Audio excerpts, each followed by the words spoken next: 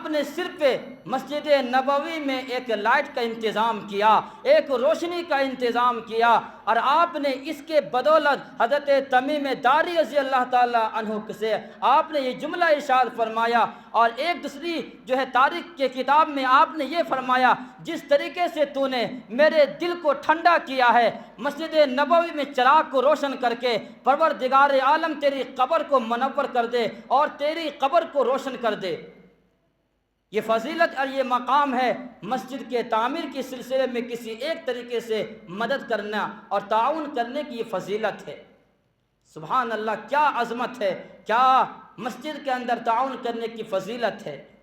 وَمَن يُضْلِلْهُ فَلَا هَادِيَ لَهُ وَنَشْهَدُ أَن لَّا إِلَٰهَ إِلَّا اللَّهُ وَحْدَهُ لَا شَرِيكَ لَهُ ونشهد أن سيدنا وسندنا وحبيبنا ومولانا محمدا عبده ورسوله فأعوذ بالله من الشيطان الرجيم بسم الله الرحمن الرحيم وأن المساجد لله فلا تدعوا مع الله أحدا وقال الله تعالى في مقام آخر انما يعمر مساجد الله من آمن بالله واليوم الآخر وأقام الصلاة وآتى الزكاة ولم يخش إلا الله قال النبي صلى الله عليه وسلم من بنى مسجدا لله بنى الله له بيتا في الجنة او كما قال النبي صلى الله عليه وسلم اللهم صل على محمد وعلى آل محمد۔ اسلام میں مسجدوں کی بہت اہمیت ہے۔ مسجدیں یہ نشانیاں ہیں۔ اس روئے زمین میں سب سے مقدس جگہ اگر کوئی ہے تو وہ جگہ مسجد ہے، اور سب سے گندی جگہ، سب سے بیکار جگہ اگر کوئی ہے تو وہ بازار ہے۔ رونق کائنات، خلاصہ کائنات جناب محمد عربی صلی اللہ علیہ وسلم نے ارشاد فرمایا کہ سب سے پاکیزہ، سب سے مقدس، سب سے اچھی جگہ مسجد ہے، اور سب سے گندی اور بیکار جگہ بازار ہے۔ جہاں انسان نماز پڑھتا ہے، جس جگہ میں، اس جگہ کا مقام کیا، اس جگہ کی عظمت کیا، اس جگہ کی فضیلت کیا۔ یوں ہی کیا کسی جگہ کی کوئی فضیلت نہیں ہے؟ ایسا نہیں، یہ مسجد ہے، انسان نماز پڑھتا ہے، اس مسجد میں اللہ کی ذکر اور اللہ کی بڑائی بیان کی جاتی ہے۔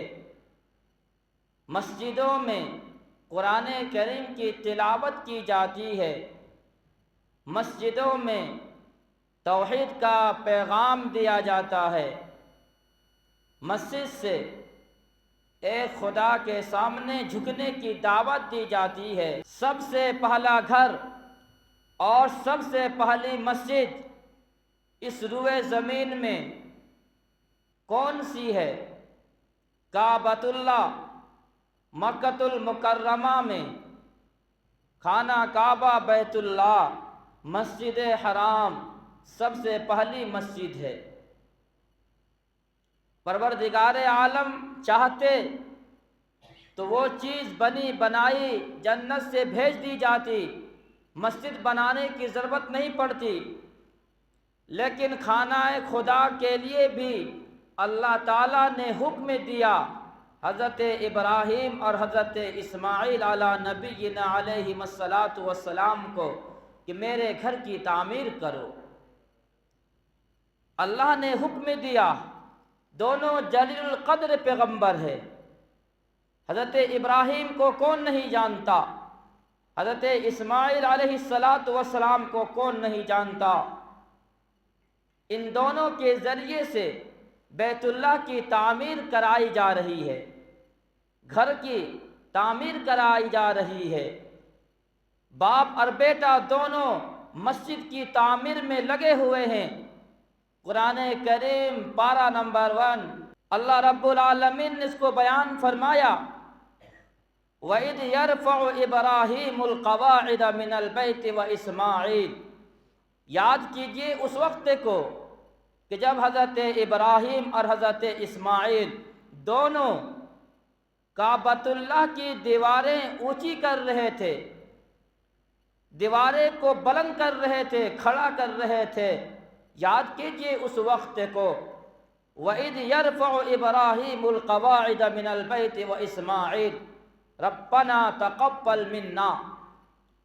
کعبۃ اللہ کی تعمیر ہو رہی ہے، بیت اللہ کی تعمیر ہو رہی ہے، دونوں باپ اور بیٹے، دونوں پیغمبر، دونوں نبی، دونوں رسول، دونوں تعمیر کر رہے ہیں اور یہ دعا بھی کر رہے ہیں، ربنا تقبل منا۔ یہ کام تو کر رہا ہوں، مسجد کی تعمیر کر رہا ہوں، لیکن اسے اپنی طرف سے قبول فرما لے، قبول فرما لیجیے۔ یہ کوئی ریاکاری نہیں، دکھلاوا نہیں، شہرت نہیں چاہتا ہوں، بلکہ محض آپ کی رضا کے لیے، محض آپ کی خوشنودی کے لیے مسجد کو تعمیر کر رہا ہوں، آپ قبول فرما لیجئے۔ ربنا تقبل منا انک انت السمیع العلیم۔ آپ تو سننے والے اور جاننے والے ہیں۔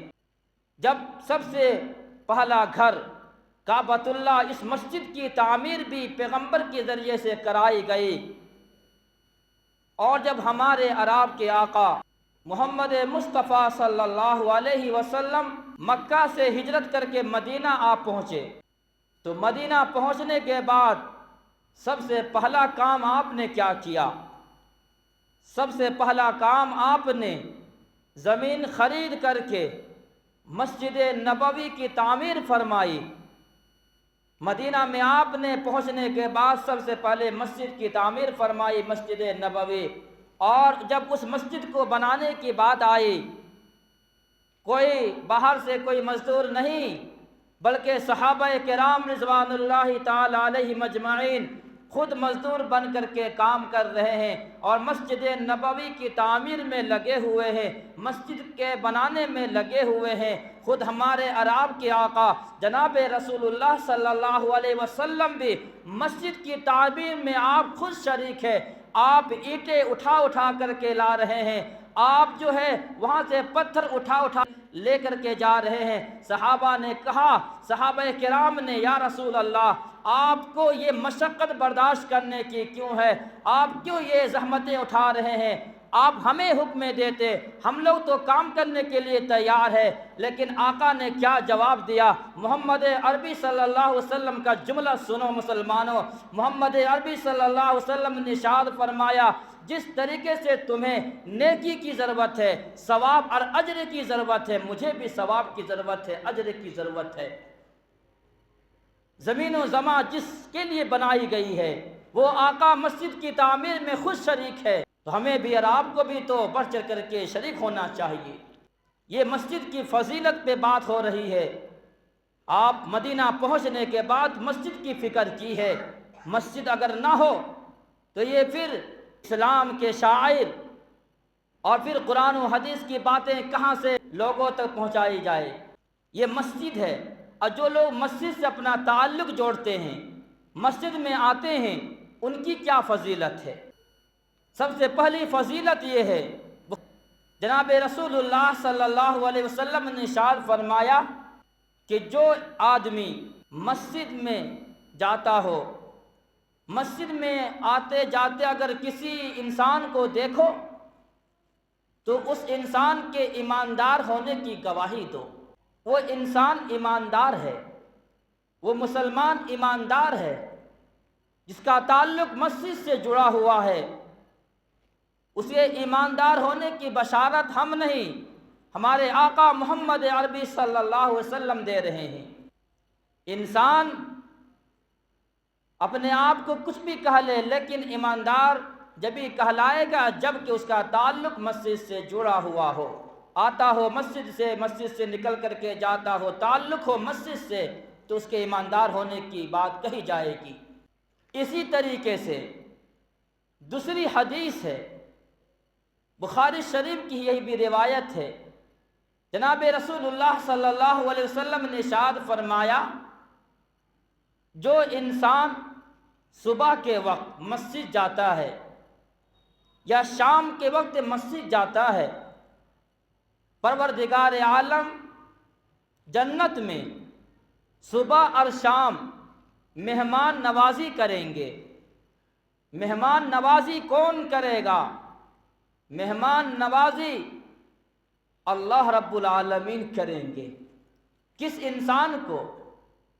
جو صبح یا شام کے وقت مسجد جاتا ہو، مسجد جانے والوں کی مہمان نوازی اللہ رب العزت والجلال کریں گے۔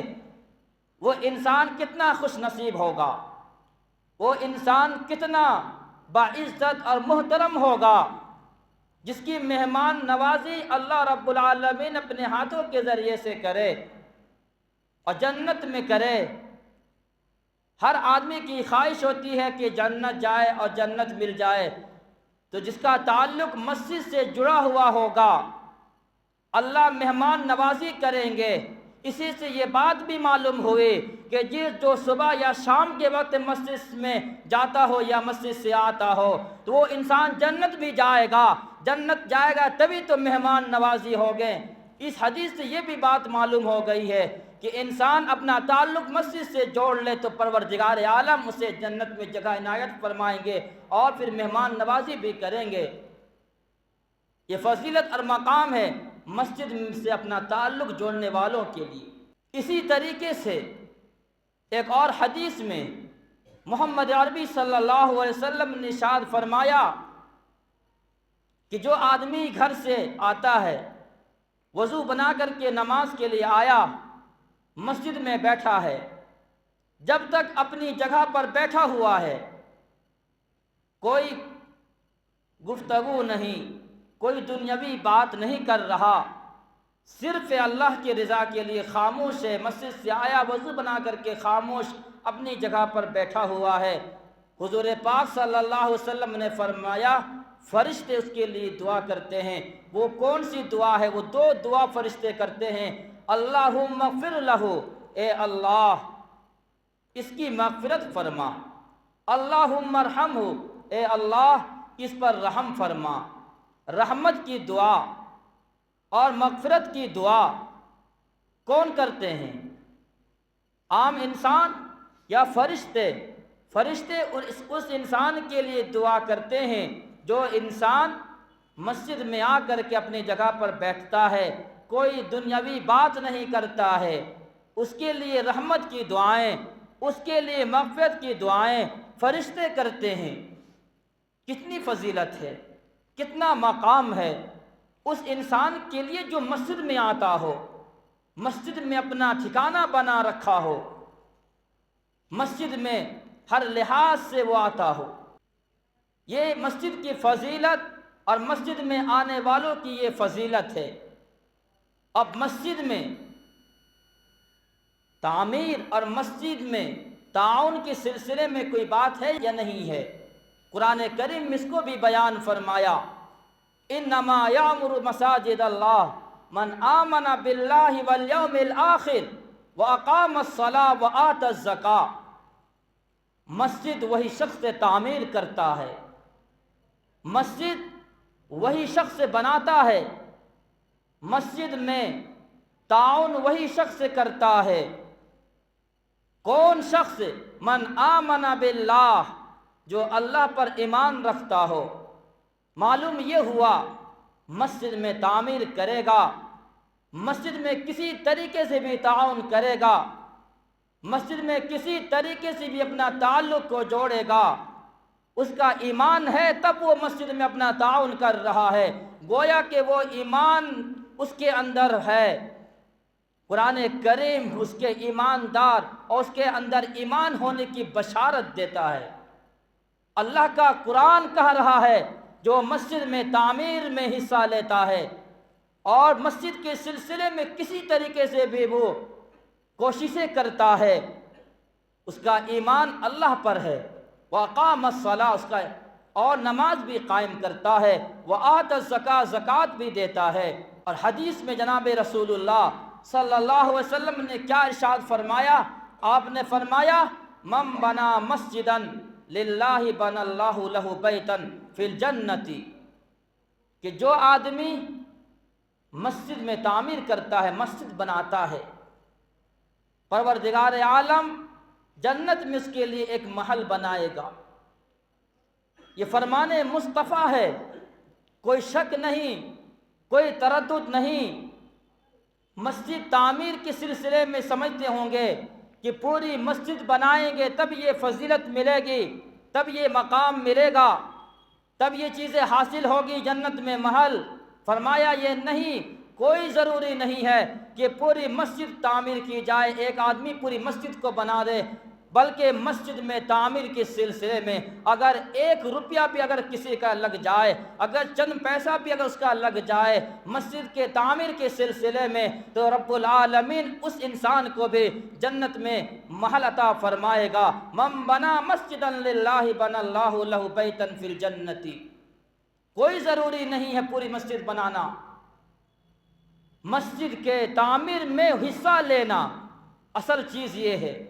جو آدمی مسجد کے تعمیر میں حصہ لے گا اس کے لیے جنت میں محل بنے گا۔ کون نہیں چاہتا ہے کہ جنت میں محل بنے؟ ہر آدمی کی خواہش ہے جنت ملے، جنت میں محل بنے۔ تو پھر ہمیں اور آپ کو سوچ لینا چاہیے، سوچنے کی ضرورت ہے۔ ابھی آنکھیں کھلی ہوئی ہے، ساری چیزیں ٹھیک ہے، نہیں معلوم کل کو کسی نے دیکھا نہیں۔ اگر آپ دنیا سے چلے گئے کچھ کام نہیں آئے گا، یہی چیزیں جو آپ دیے ہوں گے یہی چیزیں کام آئیں گے۔ ایک دوسری حدیث میں حضور پاک صلی اللہ علیہ وسلم نے ارشاد فرمایا کہ گھونسلہ بناتا ہے پرندہ گھونسلہ بناتا ہے، اور کتنا چھوٹا ہوتا ہے گھونسلہ، بہت چھوٹا ہوتا ہے گھونسلہ۔ فرمایا جناب رسول اللہ صلی اللہ علیہ وسلم نے کہ آدمی گھونسلے کے برابر بھی مسجد بناتا ہے، تعمیر کرتا ہے مسجد، گھونسلہ بنانے سے بھی چھوٹا یا اتنا ہی برابر، زیادہ بڑی کی بات نہیں، حدیث کی بات ہے۔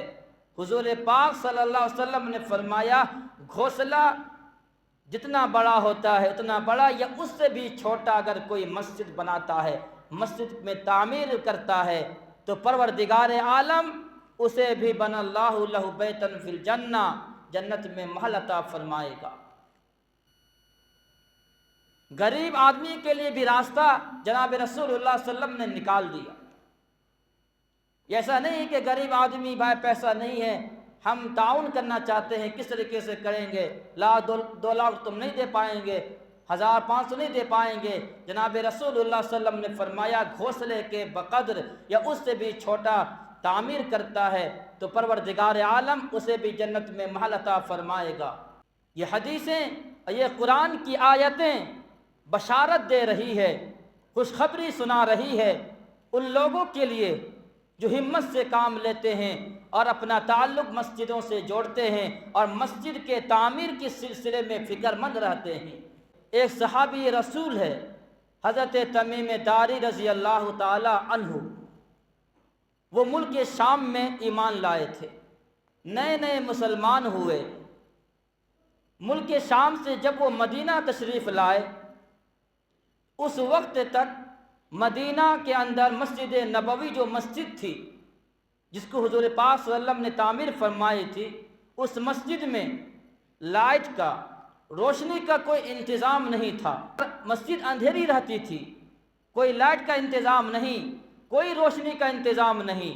حضرت تمیم داری رضی اللہ تعالیٰ عنہ ملک شام سے آئے، وہاں سے لالٹین لے کر کے، روشنی چراغ لے کر کے وہاں سے آئے، اور آنے کے بعد گھر میں گئے وہ، اور اس لالٹین کو، چراغ کو، روشنی والی جو چیز لائے تھے اس کو مدینہ پہنچے اور مسجد نبوی میں جا کر کے اس روشنی کر دی، جلا دی اس چیز کو، لالٹین کو جلا دیا، چراغ جلا دیا گیا۔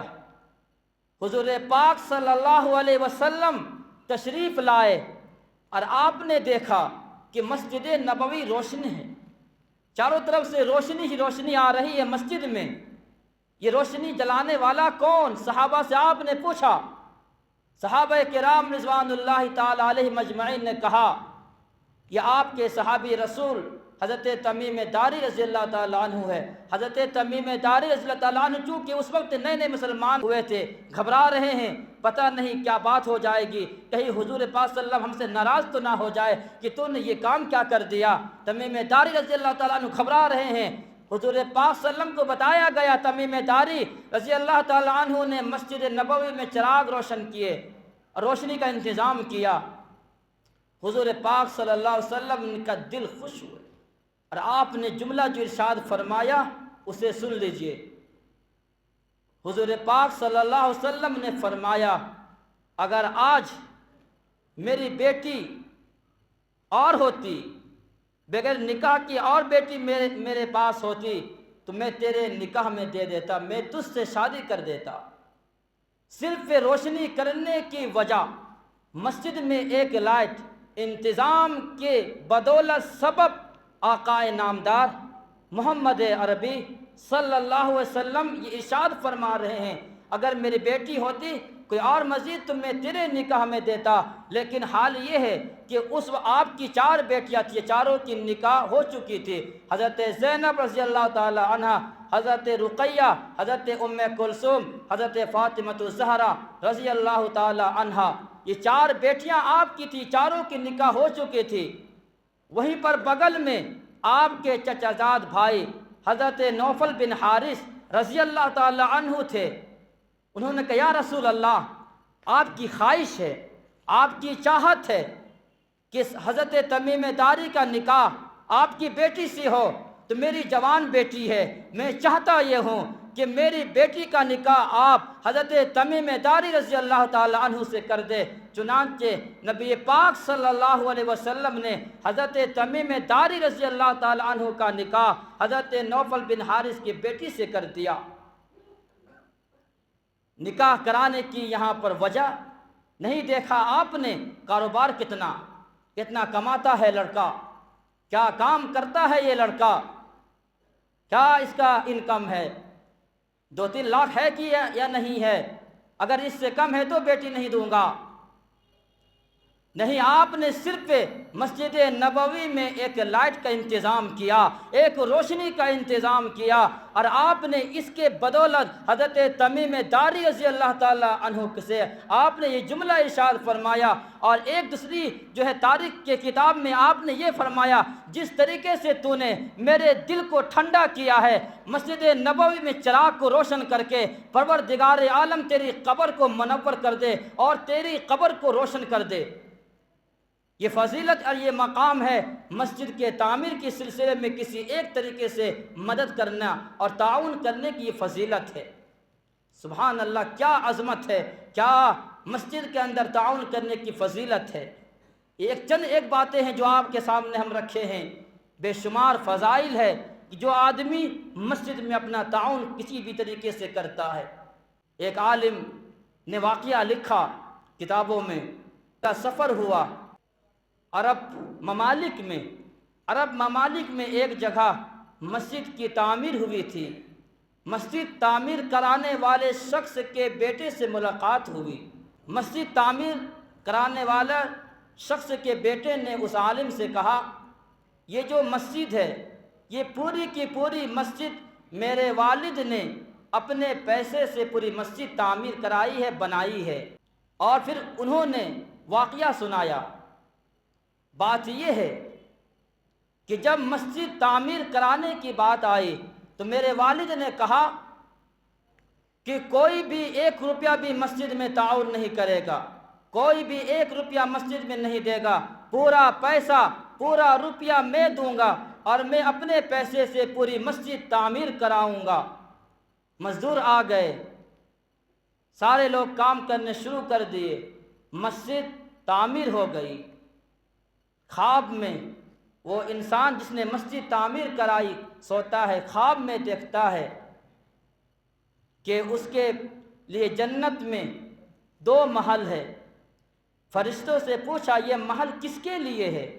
فرمایا یہ ایک محل آپ کے لیے ہے، اور یہ دوسرا محل کس کے لیے ہے؟ فرمایا کہ یہ دوسرا محل ایک حبشہ کے رہنے والی عورت، حبشن ایک عورت کی ہے۔ صبح ہوئی، پریشان ہوا، تمام مزدوروں کو بلایا، تمام ٹھیکیداروں کو بلایا کہ میں نے کہا تھا کہ مسجد میں 1 روپیہ بھی کسی کا نہیں لگنا چاہیے، مجھے لگتا ہے کہ کسی اور کا پیسہ اس مسجد میں لگا ہے۔ تمام مزدوروں نے کہا، تمام ٹھیکیداروں نے کہا کسی کا 1 روپیہ بھی مسجد میں نہیں لگا ہے، پورا کا پورا پیسہ آپ کا لگا ہے۔ ان میں سے ایک مزدور نے کہا بات یہ ہے کہ ایک مدد لی گئی، ایک تعاون لیا گیا کہ جب مسجد کی تعمیر ہو رہی تھی، مسجد بن رہی تھی، تو ڈول سے پانی نکال رہا تھا، تو رسی ٹوٹ گئی، ڈول کنواں میں ڈوب گیا۔ نکالنے کے لیے ڈول کوئی چیز نہیں تھی، کام لگا ہوا، مسجد کا کام ہے، ساری چیزیں جو ہے موجود ہے، پانی نکالنے کے لیے کوئی چیز نہیں ہے، وہ چیز جو تھی وہ کنواں میں ڈوب گیا، وہ ڈول۔ ادھر سے ایک خاتون گزری، حبشہ کے رہنے والی حبشن، اس نے پریشان حال دیکھا، اس نے پوچھا کیا بات؟ اس نے کہا کہ میں مسجد میں کام لگا ہوا ہے، تعمیری کام ہے اور ساری چیزیں انتظام ہے، لیکن کنواں سے پانی نکالنے کے لیے کوئی چیز موجود نہیں ہے۔ اس عورت نے یہ کہا کہ میرے پاس ایک ڈول ہے، یہ ڈول تو استعمال کر، یہ ڈول آپ لے لیجئے۔ چنانچہ اس ڈول کو لے لیا۔ وہ ڈول میں آپ کو اللہ کی راہ میں مسجد میں یہ ڈول میں دے دیتی ہوں۔ چنانچہ بس صرف اتنی بات تھی۔ اس مالک نے کہا تمام مزدوروں کو اس عورت اگر ملے تو مجھ سے ملاقات کرا دینا۔ مزدوروں سے چند دن کے بعد ملاقات ہوئی۔ مزدوروں نے کہا اس عورت کو کہ میرے مالک نے بلایا۔ اس مالک کے پاس گئے، جانے کے بعد کہا کہ یہ ڈول تو بیچتی ہے، بیچنا چاہتی ہے، یہ ڈول تو مجھے دے دے، مجھے بیچ دے۔ اس عورت نے کہا، چلاک تھی، ہوشیار تھی، اس نے کہا کہ قیمت آپ بتائیں۔ وہ خاتون، وہ حبشن عورت نے کہا کہ سامان لینے والا قیمت لگاتا ہے، آپ کو چاہیے یہ ڈول، قیمت آپ لگائے۔ مالک نے کہا کہ 500 ریال دوں گا، یہ ڈول مجھے دے دے۔ اس عورت نے کہا کہ یہ ڈول نہیں دے سکتی، 5000 ریال لے لے، ڈول مجھے دے دے۔ اس عورت کہتی ہے یہ میں ڈول نہیں دے سکتی۔ اس مالک نے کہا 1000 ریال لے کر کے دے دے، نہیں دیتی۔ 1,00,000 ریال لے کر کے دے دے۔ وہ عورت کہتی ہے 1,00,000 ریال پر بھی میں یہ ڈول تمہیں نہیں بیچ سکتی ہو۔ اس نے کہا 1 کروڑ ریال دے دے اور وہ جو ہے مجھے وہ ڈول دے دے۔ وہ عورت کہتی ہے 1 کروڑ ریال کیا، 100 کروڑ ریال بھی اگر تو دے دے تو میں یہ ڈول تمہیں دینے والی نہیں ہوں۔ مالک نے کہا وجہ کیا ہے؟ غریب آدمی ہے، دیہات کا رہنے والی ہے، تمہیں 1 کروڑ مل جائے گا، تمہارا گھر بن جائے گا، پیسہ ہو جائے گا، تمہارے گاڑیاں ہو جائے گی، ساری چیزوں کا انتظام ہو جائے گا، کیوں راضی کیوں نہیں ہے؟ اس عورت نے کہا کہ خواب میں جس محل کو تو نے دیکھا ہے وہی جو ہے خواب میں بھی جنت کے اندر محل دیکھی ہوں، میں اپنے ڈول کو بیچ کر کے اس محل کو میں نہیں بیچ سکتی ہوں۔ یہ جو ہے تعمیر مسجد کے سلسلے میں اللہ کے نبی نے جو بات ارشاد فرمائی تھی کہ من بنا مسجدا للہ بنا اللہ لہ بیتا فی الجنت، جو انسان مسجد میں تعمیر کرے گا اللہ رب العالمین اسے جنت میں محل بنائے گا۔ اس نے اپنی آنکھوں سے دیکھا، تو یہ حدیث پاک ہے، اسے انکار نہیں کیا جا سکتا ہے، یہ جھوٹ نہیں ہو سکتی ہے۔ جو آدمی چاہتا ہے کہ ہمارا جو ہے محل بن جائے جنت میں، تو پھر آپ مسجد کے تعاون کے سلسلے میں کوشش کیجئے، محنتیں کیجئے، جو آدمی کو جتنی بھی وسعت ہو آپ رابطہ کیجئے، تعاون کیجئے۔ ہمارے مسجد میں کام لگا ہوا ہے، آپ کو جتنا بھی وسعت ہو، طاقت ہو، آپ ہر طریقے سے تعاون کر سکتے ہیں۔ پروردگار عالم ہمیں بھی اور آپ کو بھی عمل کی توفیق عطا فرمائے۔